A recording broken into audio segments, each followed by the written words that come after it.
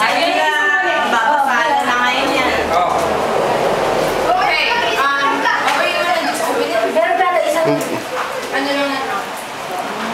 Okay.